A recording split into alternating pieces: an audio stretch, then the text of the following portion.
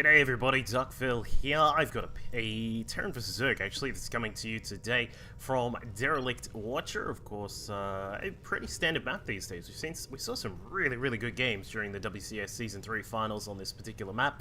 It's of course a two-player map that does allow a little bit of expansion. Some people do have various issues with it, but let's firstly talk about our players that are a part of this game. Starting up at the top right-hand side, it's the last day of his particular, well, with me, I guess, for the particular month where I have been promoting his stream and, you know, just for people to head over and watch him do some Terran play. Up here at the top right-hand side as part of Deadly Gaming, it is Dzerzhinsky. He is a Scottish Terran player and streaming quite often. Of course, you can find him over at twitch.tv/Dzerzhinsky. I did link it just there before, so you guys can catch it. He's, yeah, he was part of my Terran stream of the month. We do have over on my Facebook page, if you jump onto facebook.com/duckville.casting, you can find out all the information about my Protoss, Zerg, and Terran stream of the month, where I like to sort of, well, I guess promote or sort of, you know, introduce people who are out there in the community who have some really high-level play, who have a decent stream that includes some commentary and that kind of thing, and they also, you know, are streaming quite a bit, so you can go and catch them, and, you know, it's quite intriguing to watch. So our Terran play this month was Dzerzhinsky. This is October 2013, just in case you know, in the future and you want to know what the hell I'm talking about, but we are in October. We're actually at the 31st here in Australia. It's only gonna go the 31st over in the US very soon, so it's almost Halloween time for you guys. But this will be the pretty much one of the last couple of casts that I'll be doing of Dzerzhinsky. Not to say that I'll just never talk about his stream or do replays or anything like that ever again, but yeah, for this month I've been purely promoting his Terran stream. Also, our Protoss was ours from Silicon Sports. Our Zerg was Pig from sorry, from Exile 5, not from TT anymore. But yeah, so that was we've had a really good month so far with a couple of these players. I know a couple of people who have jumped onto my Facebook page have recognized that Dzerzhinsky is actually really intriguing to watch. He does have a particular style, which I'm assuming we'll see very soon. His opponent down at the bottom left-hand side here is our Blue Zerg player, currently not part of any clan or anything like that. It is Thief. And he is going to open us up with a, well, a pretty quick gas there. Just grabbing that gas to make sure he's protected against all sorts of things. He's a little bit sad. It looks like his Overlord is almost caught out of position. This one should be fine to get away. A second Marine is going to approach. This is one thing that Dzerzhinsky has been doing quite a lot that I really like the way he does this. He always opens up with a couple of Marines, and there you go. It's going to be a return sad face there for Dzerzhinsky. So he always opens up with a couple of Reapers. So you got to be careful with these, with the first couple of Overlords. You normally will also scout up in this direction just to try and catch this little guy here, because this is a very common path as well. But it's a nice way to open up. Puts a Zerg on the back foot if you do catch at least one of the Overlords. If you catch a second one, that puts them in just all sorts of trouble there, just because it delays how things are going. You have to spend more money investing in another Overlord and this kind of stuff, and it's all just very annoying to deal with. So does open up with a little bit of unfortunateness, I guess, because he didn't actually kill off the Overlord, but got very close. But Thief, of course, he did grab a lot of gas. He's now dropped down to just the one worker in here. Obviously, it's going to pick up his speed as quickly as he can and gain some map control here. Also offers him the potential to, you know, head out there and actually put some pressure on his opponent. So we'll see what he's going to do, because Dzerzhinsky did actually scout this out. He knows that there is something afoot, and he will be able to sort of adjust as necessary. As we can see, he's going to wall off with a bunker. He's got a couple supply depots at the front. There will be an eBay and this bunker, sorry, the racks as well, but you're going to finish off this wall here. And with a couple of things scouting out the front, Thief should be able to check in just a second. He'll say, alright, there's a bit of a pretty heavy wall there. I'm not going to be able to try and run by or try and bust through that anytime soon, unless you really commit to it. So this is just a nice, safe little opening here from Dzerzhinsky. It's pretty much one of the safest you can go these days. Like, a lot of people, they'll advocate getting a quick Reaper out, then getting your Reactor, getting a second Reaper, and then going for the Hellions and that kind of stuff. But I think when it comes to real safety, the bunker behind the wall, you get a tank, and then like a pretty thick wall on the edges as well. It's a very safe way to open up. And as you can see, Dzerzhinsky straight up to 3 command centers as well. So He's going to play a safe but still economic kind of style here. His opponent still sitting on 2 bases. Interestingly enough, Thief with a very quick lair is going to be putting on, we would assume it's going to be some pressure pretty quickly, as he does have a lot of gas coming in. I would assume this is going to be some roaches along with some, perhaps some, well, we'll see. He's actually getting Overlord speed very, very quickly here. I'm a little bit surprised about that. We'll keep an eye on what he's up to, because this could signal the possibility of roach drops coming in very quickly, and, you know, this kind of style is something that does reasonably well against, you know, these kind of safe openings. Of course, the thing about these tanks, while they're very, very powerful on the ground, they do that to 50 damage to armored targets, so they do shred roaches. But if the roaches aren't actually approaching, like, this kind of direction where the siege tanks are able to fire back on them and just easily take them down, if you suddenly have a big swell of roaches inside your base, you have to unsiege the tanks, lumber them up the hill there if the roaches decide to go out this way, or if the roaches sort of stick around this area here, then you need to keep the tanks on the low ground so you can get, you know, your shots off on them. But it does become a little bit of a difficult task. But we can see now that the roaches are starting to pop out, still no 3rd base coming up for Thief, so this is going to be a pretty committed attack at this point here. He will certainly need to get some damage done. We'll see how prepared Dzerzhinsky is for this. He does have 3 tanks out the front. We got a couple more factories just on the way as well, so he's certainly going to have a lot of production capability, but will it kick in time to deal with this attack? With roach speed, the ventral sacks just about to finish up, and even a nidus worm about to pop up here for Thief, it looks as if he is seriously going pretty hard at this attack. I think what we're going to get are some roach drops inside the main, plus an additional nidus worm as needed here. In fact, yeah, it's going to be multiple drops, it looks like, just approaching from multiple vectors here. You can send an Overlord in this side, drop in here inside the natural base, then also send a couple in here in this direction. But Dzerzhinsky has scouted, well, he seems to have scouted out what's going on. He did see that the lair was pulsating. It is also a very quick lair, and you have to be careful of all sorts of things like these kinds of drops. Nidus worms are always very threatening things that can come out and do a lot of damage against particularly a mech Terran. You know, the thing about mech is, as you can see with this Thor, extremely slow. We talked about the tanks before, very slow to move around and get prepared. So it looks as if Dzerzhinsky is going to be able to crank out maybe a couple of extra units here, but I'm wondering if it's going to be enough, because these roaches are now about to start dropping in. We'll have one of the Overlords is actually tanking at the front. A couple of missile turrets will shoot down the first few of the Overlords here, but the rest of the Overlords with the roaches are now going to come through.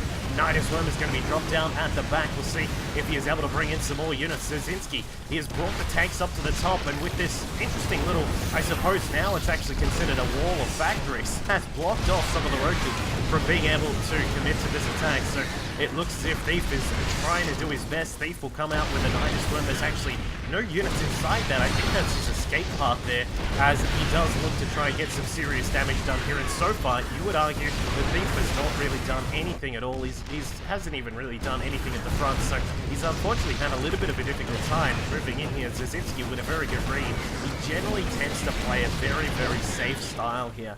Our Terran player, as we saw before, those turrets were up quick smart. We'll see them go up again. I would not even be surprised if we saw probably a 4th and a 5th, you know, maybe up in these positions here, and then another one over to the side. But very well prepared for that. Of course, this, interestingly, that factory wall-off, as it became, was quite helpful in that battle. So we see that, well, just looking at the income tab right now, our Terran player is still sitting up there at 42 SCVs. I think he barely lost any. Yeah, just only 4 SCVs were lost in that engagement. We can see that a lot of the SCVs were pulled off the line to try and go and help out with repairing up some of the units. But as we can see, going to drop down some mules and start to get everything back in order. Double armories are prepared to get those upgrades rolling. Another couple of command centers also ready to go. Normally what Dzerzhinsky likes to do here is to send a command center over to the 3rd base, drop down a planetary fortress in the middle here, and just slowly take up a position. You know, your planetary will go here. You'll start to set up tank lines and a couple of mines every now and then, just to stop any kind of attacks coming through in this direction. So this is, you know, I would assume what we're going to see here from Dzerzhinsky here this time. It looks as if Thief has finally gotten his 3rd base up and running, has pumped down a bunch of drones. We've got a total of 60 at the moment, so he is going to try and buy his way back into the economy right now. Hydralisk then is about to finish up. I'm intrigued by that particular decision. It seems as if he either knew that Dzerzhinsky was like a really hardcore sort of Terran mech player, or he was just gambling on the fact that not too many Terrans would see that kind of play. But, you know, Hydras are not exactly the best of units when it comes to dealing with mechs. So I'm a little bit surprised we aren't going to see that. One Roach is going to find that our Terran is about to start moving out. The Roach will get pounded down by a couple of the tanks as they slowly move out. And here is this line. Basically a demilitarized zone across this kind of line here, where it is going to be very difficult for some of these units to come across. However, Thief is going to give it a go anyways. Knocks down a tower. We'll see turret. We'll see if he is able to get some more work done. But there are a couple of tanks, even a few more now coming along. They are going to set up here, and that is pretty much going to be a do not enter. Just this, basically, this whole zone is going to be a pretty much, as I said, a do not enter sort of portion of the map here. But he's going to come in from the side, drop in a couple of roaches, see if he can get some work done. This is some of the various things that you can do against mech. Of course, you know, a lot of the time when you're looking at this kind of play, you say, what can I do against mech? It's a very sort of turtley style, and when, as you can see with Dzerzhinsky, when you're playing it out this sort of defensively, and just keeping, you know, big lines of you know, no-fly zones and these kinds of things, it gets very hard to play against this. What should you do? I would always advocate doing this kind of thing here, dropping in some roaches. Dropping in any units is really good, particularly, you know, if you have a couple of zerglings alongside some roaches, they can get in and get some really good work done. But I guess, like, you know, as you would if you're a Protoss against a meching Terran player, you would want to look for upgrades. You would want to get your 2-2. As you can see here, Thief is pumping out that 2-2 from his Evo chamber. I would possibly even say that another Evo chamber is needed. Take a 4th base very quickly.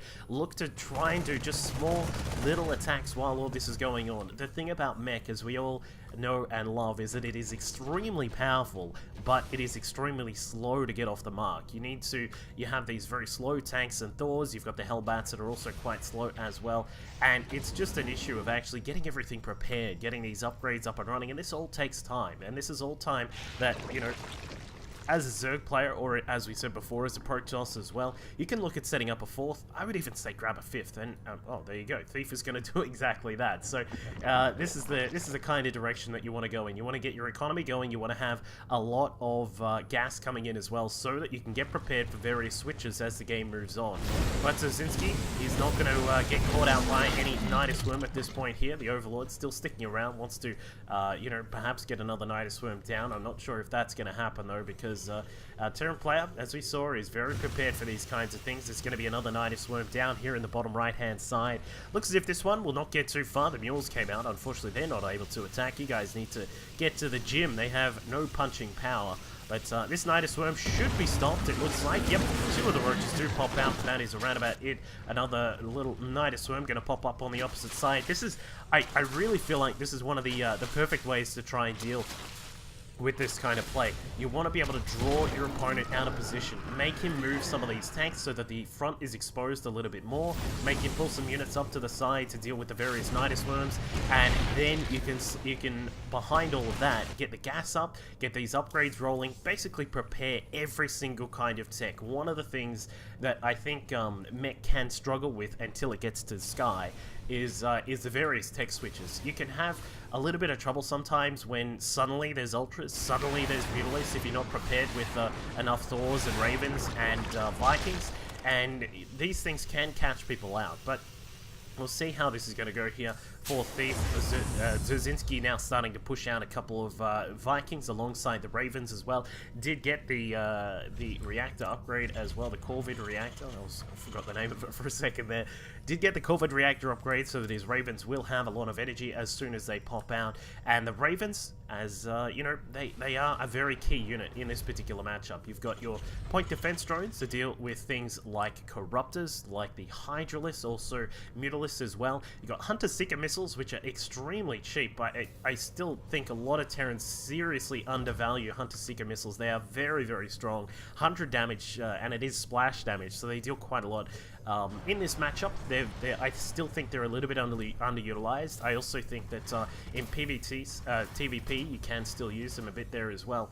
But these guys are also wonderful against these particular units that are about to pop out. The Swarm Hosts, which normally, you know, probably, what, 4 or 5 months ago, maybe 6 months ago, when HOTS came out, a lot of people are thinking, how do you mech when there's swarm hosts? They're just ridiculous units. You can't set up lines of tanks because eventually the tank lines are going to get burnt down by the locusts. You can't you can't go to banshees because they can switch up to hydras and mutas and these kinds of things. What you can do is drop out a bunch of ravens. Ravens with their point defense drones to defend them against things like the hydras and like the mutas can just waltz on in, drop down a hunter seeker missile on a couple. It takes 2 hunter seekers to kill off a swarm host, of course. They've got 160 health, but when you get out there, you can come across and just drop missiles down, and they will annihilate everything.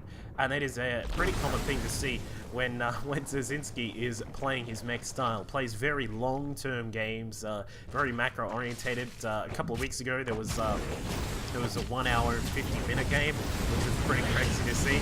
He's going to come across. He has found that his opponent has set up this 5th base here. He will want to perhaps try and look at getting some more harassment going across the map. This is one thing which I think is a little bit different to the way that he plays compared to some other Terrans who like to mech a lot, such as Strela or HGO Mario. Some of these guys love to mech, but they tend to harass a little bit more. Dzerzhinsky, we do see him setting up this kind of turtle style a little bit more, which, it favors him in a way, because he's basically always prepared for anything. With Ravens, Vikings, the Thors, and all the tanks and everything like that, he's always prepared for what can come along, but what he is not able to do is harass as much as I think sometimes is needed. I'm not necessarily saying it's a bad thing to not harass, but I think sometimes, dropping in a mine, dropping in a couple of Hellbats every now and then is can be quite helpful. It's just sort of distracting your opponent for a bit.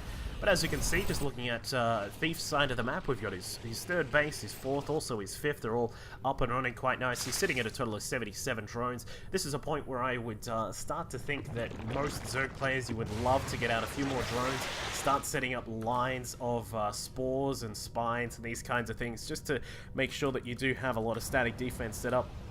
It looks as if Thief is going to head towards the top side here. This base is not exactly exposed.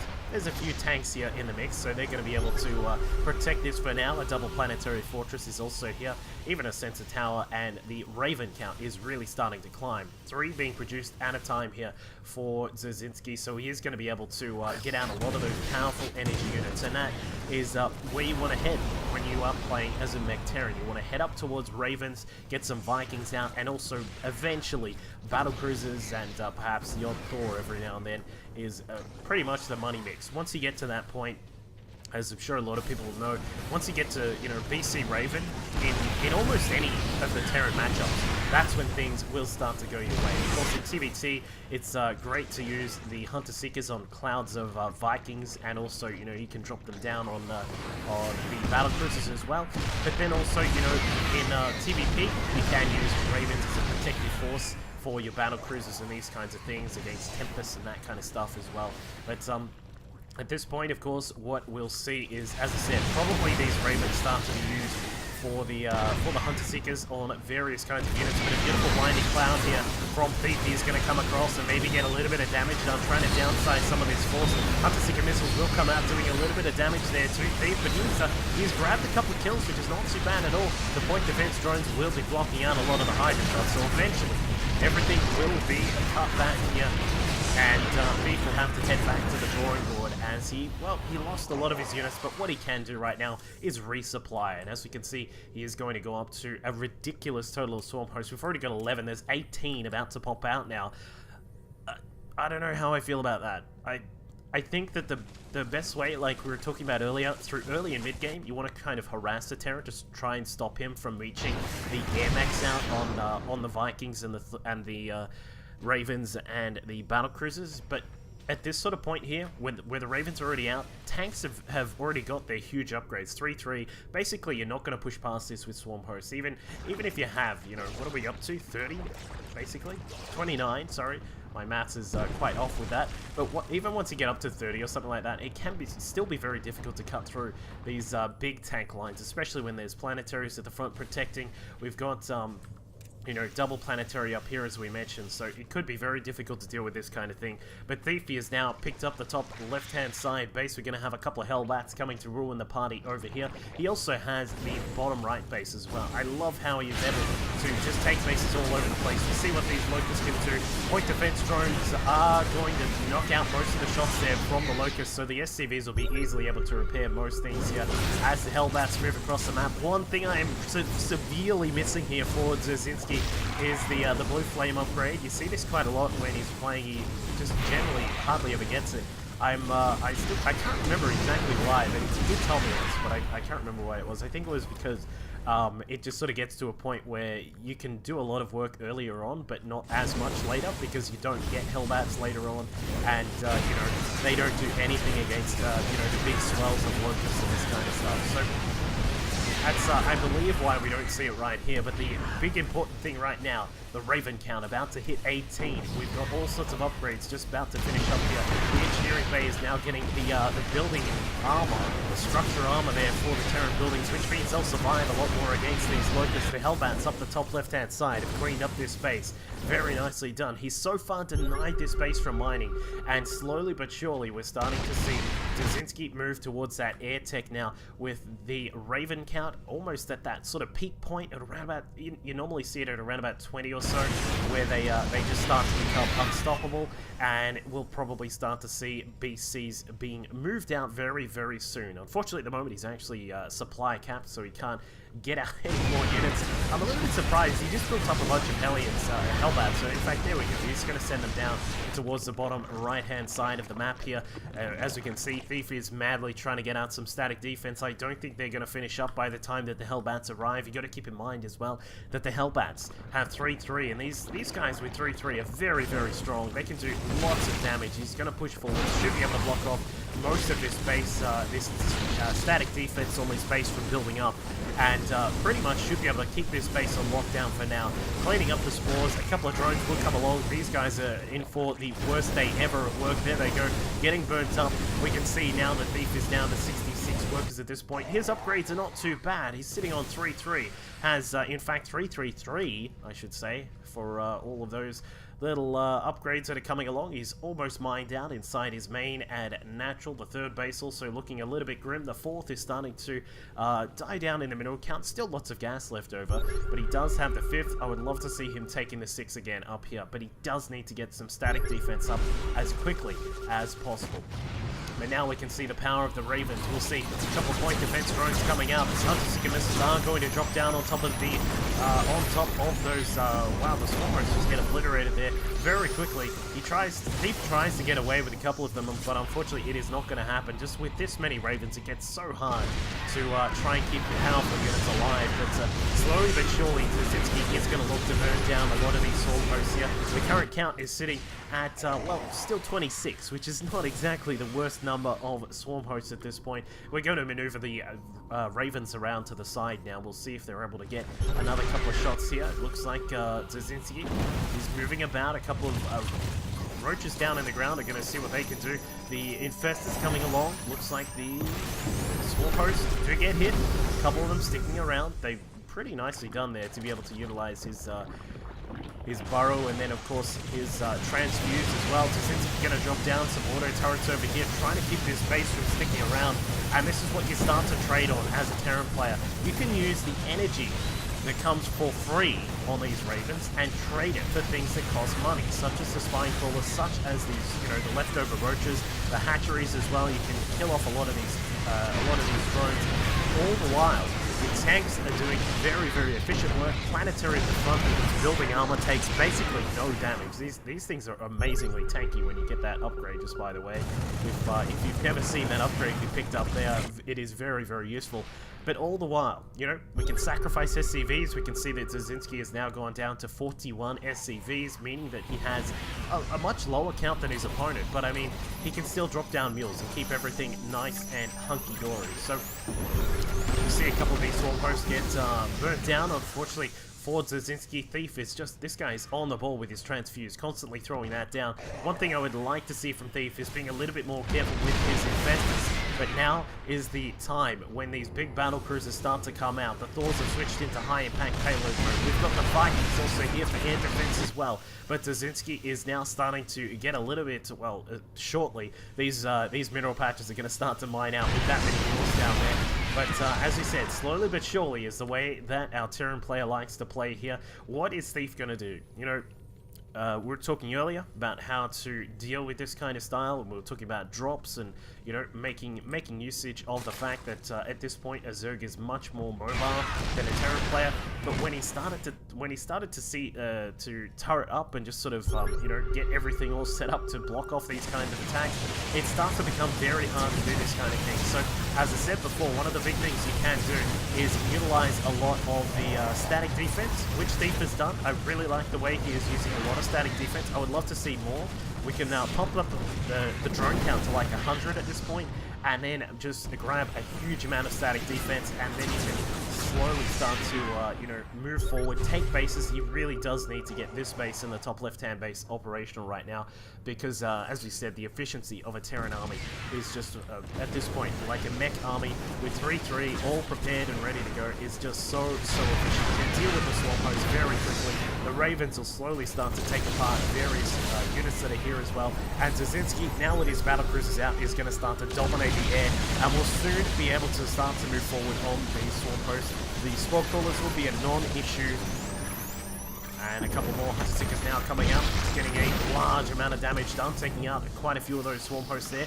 There are some more drones here for Thief. Is he going to be able to put them down? We'd love to see them. There you go. He's going to put them down and prepare some more static defense here while he gets this base ready and operational. We can see that he is going to set up 10 Corruptors. This is going to be an interesting time for our Zerg player. Corruptors are really good. Of course, you know, they're generally pretty good at being annoying anti-air units. But when you've got battle cruisers with 3-3, they've got 6 armor. They do 9 damage to air targets. They've also got the Yamato cannon. Well, in fact, no, we don't have it at the moment. But point defense drones is the big thing that deals with these Corruptors that will be coming out shortly from Thief. So that is the questionable part about grabbing some of these Corruptors. But as you can see, Dzerzhinsky is now recognizing that his Thors can start to move now, just blasting through all the static defense that was here. The Roaches are looking to try and get some work done. Unfortunately, the SCVs are repairing everything here. So these Thors are going to stay alive for quite a while here. And this base is pretty much done for at this point. I don't think that Thief has any way to save this base, and in fact, no, he's just going to let it go. The drone's having to transfer up towards the top left-hand side. Of course, in the middle, we can still see Locusts slowly making their way forwards. Thief getting a little bit aggro at this point, it seems. And as, you know, Dzerzhinsky doesn't have a fifth base at this point. He's relying on the efficiency of all of these units here. As we can see, the Raven starting to build up some more energy. We'll slowly start to see them move forward. Yamato cannon is, was he actually, what happened there? I think he cancelled it. So he did cancel that. He's getting a little bit of vision on the high ground here of some of these structures, but unfortunately he's not able to take it down just yet. Broodlords are now out for Thief. We've got a very old school kind of mixture down here on the bottom side of the map. Broodlord, Infestor, and a whole bunch of Queens. Wings of Liberty, eat your heart out, because that's where we are right now with this kind of mixture. He's going to try and make use of this kind of army, which, you know, if he can slowly come in from the back here and maybe get some work done, he might be able to do something here. But I'm just kind of worried. Yeah, there we go. As Dzerzhinsky was all the way up the top, he's now starting to move down towards the bottom edge of the map. He knows that there is the slight threat of those Broodlords here, and this is the free trade agreement army that Thief now has with the Swarm Hosts and also these Broodlords. You add in the power of fungal growth, the Infested Terrans and this kind of stuff, and this is such a free army here. But the thing is that Thief needs to make use of it as efficiently as possible, because eventually the battle cruiser count slowly starting to increase. The Raven count is also sitting up at a total of 23, along with the protective 11 Vikings that are out. We can see also 11 siege tanks are still out. I'm a little bit surprised about that. He still has some of these tanks that have been defending this middle position basically the entire game. 149 kills, 154, 189 kills. This is just insane. But now we can start to see that things are about to go boom. Broodlords are moving forwards, fungal growth, but they're the Hunter Seekers and they annihilate everything that is here. And Thief is now, well, he's back down to just a Swarm Host and his Infestors at this point, but the Battle Cruisers, look at these guys, just tanking up everything. We can see the Ravens off to the side, still have a lot of energy available. Just throw down a couple more point defense drones and these guys will be all A-OK against these Queens and the Spore Crawlers. And now we can see going to drop down a couple more Hunter Seeker missiles, moving forward, dropping them down on the Queens, blasting them apart. As we can see, Dzerzhinsky slowly but surely moving forwards with this very, very slow, methodical, tanky kind of army. Like, I mean, it can be really difficult to play against, but you know, if you eventually get to this point, I mean, it is just ridiculously hard to stop this kind of army. It is just so powerful there. You can see that in the middle, this kind of stuff is just very hard to get through. And Thief having a bit of a hard time trying to figure out how to deal with this kind of thing. And, you know, I agree. It's very, very hard to deal with this kind of stuff. Like, I'm not saying that this is underpowered or even overpowered. I think it's alright. But it is very hard to get to this point. Zerg have a lot of options earlier on that they can utilize to get to this point. And Thief having a bit of a difficult time. The tanks will be still continuing to wail away. 220 kills on this one tank here. But as you can see, a lot of Corruptors are about to pop out here, and in fact, most of them are already out on the map. He's trying to get them into good position. Here come the Ravens, point defense drones, auto turrets. Are they prepared for all of these Corruptors? There are a lot of Corruptors, but not enough to deal with all of these battle cruisers. Not to mention, if we get a couple of good Hunter Seeker missiles coming out on the pack of these Corruptors, then that will be it. Quick sticks, and it looks as if, well, I know, he's asking the question, how do I beat this? And, well, we'll find out in a second that Dzerzhinsky does actually have a pretty good win rate with it, 70% in TvZ. This is at High Masters on the EU level, by the way, guys. But there it is, taps out, and Thief is gone like that. So, really, you know, we saw in one of the previous VODs I was casting of Dzerzhinsky, it is a very powerful mech kind of style to sit back, turtle behind all of these kinds of walls, the turrets, the planetary fortresses, the tanks, even the Widow Mines every now and then that do come out, but eventually gets to this kind of army with Raven, BC, and of course even a few Thors on the ground, and it just gets ridiculously hard to stop. But the way you try and deal with it, perhaps, is to use Vipers a little bit more. Maybe head out and do some more attacks earlier on, be more aggressive with your various attacking. Thief was doing really well with that at the start, dropping in Nidus Worms and various kind of drop tactics, but eventually Dzerzhinsky was able to capitalize on that. But anyway, go and have a look at his stream if you want to catch some mech action, you want to learn how to do some turtley kind of mech play, then go ahead and jump onto his Twitch stream. Hope you all enjoyed the match. I'll catch you all next time. Here. As you can see, 47 damage to bio units and then the 34 damage against other standard targets. His storms have also been wonderful, just spreading them out across the battlefield, doing really nicely there. And for minigun, he's been sticking with a much more